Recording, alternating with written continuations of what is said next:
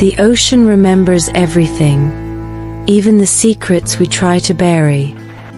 Long ago, in a world where the ocean carried whispers of ancient legends, there was a girl named Lani.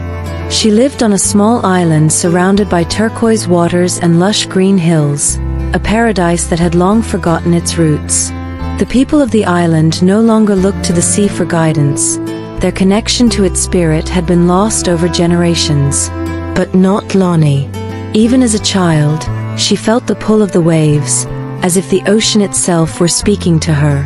At night, she would sit by her grandmother's side, listening to stories of a hero who had saved the world, a girl named Moana, who once braved the vast unknown to restore the heart of Te Whiti and bring balance to the earth. Moana wasn't just a hero, her grandmother would say. She was proof that the ocean chooses those who listen to its call. Lani grew up dreaming of adventures beyond the horizon, but her family dismissed her dreams as childish fantasies. They believed the stories of Moana were just that, stories. And so, Lani kept her dreams to herself, though the fire in her heart never dimmed.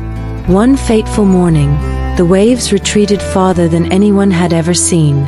Lani followed the tide, her feet sinking into the damp sand, until she saw something glimmering in the sunlight. It was an ancient necklace, crusted with salt but unmistakable in its design, the very necklace Moana had worn, the one that once carried the heart of Te Whiti. The moment Lani touched it, the world around her changed. She was swept into a vision, a kaleidoscope of images and sounds. She saw Moana, her fierce determination as she sailed across the endless ocean, her battles with fiery monsters, her bond with the ocean itself. And then a voice. It was faint but clear. Lani, the ocean needs you. When the vision ended, Lani sat on the sand, trembling. The necklace was warm in her hand, as if alive. She ran to her grandmother, who gasped at the sight. "This is no coincidence," her grandmother whispered.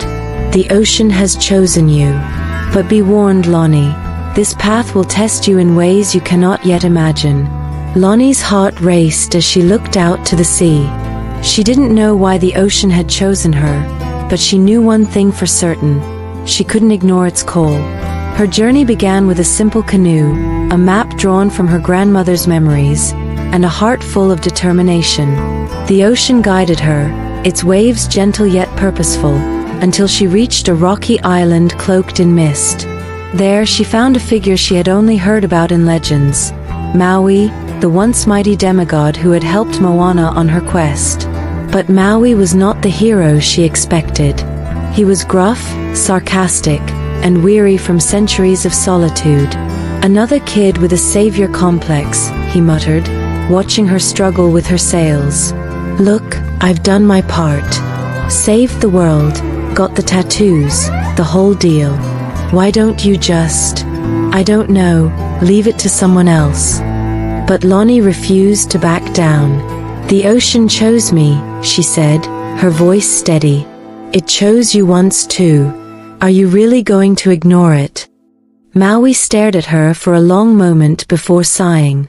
"Fine. But if we die, it's your fault." And so the unlikely duo set sail, with Maui teaching Lani the ways of the sea, though not without his usual snark.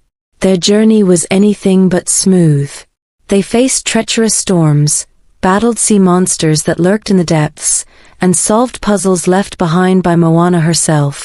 All the while, the necklace seemed to guide Lani, giving her glimpses of Moana's journey and hints about what lay ahead. But with each challenge, Lani began to doubt herself. She wasn't as strong as Maui, as fearless as Moana. She was just, "Lani, what if I'm not enough?" She whispered one night, staring at the necklace in her hands. Maui, for once, didn't have a sarcastic remark. Instead he said, "Kid, Moana didn't save the world because she was perfect. She did it because she tried. And that's all anyone can do." At last, they reached their destination, the island of Te Whiti. But something was wrong. The once vibrant land was shrouded in darkness, its heart faintly pulsing with a sickly green glow. Lani realized the imbalance wasn't just about the heart, it was about humanity's neglect of the ocean. The people had taken from the sea without giving back, and now, nature was unraveling. "It's not enough to restore the heart," Lani said, her voice trembling. "We have to change." With Maui's help, Lani approached Te Whiti's weakened form. She held up the necklace, its light growing brighter with every step. The ocean swirled around her, its waves lifting her closer to Te Whiti's heart. "Please," Lani whispered, "let me make this right." As she placed the heart back into Te Whiti, a brilliant light engulfed the island. The darkness melted away, replaced by vibrant greens and blues. The ocean calmed, and for a moment, everything was still.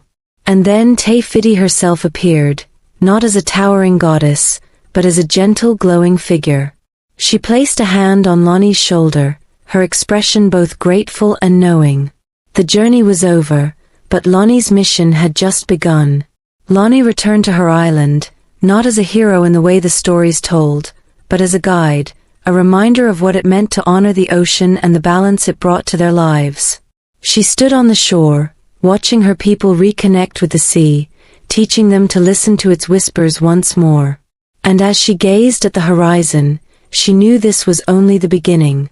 Because the spirit of the ocean lives on, not in legends or relics, but in those who dare to answer its call.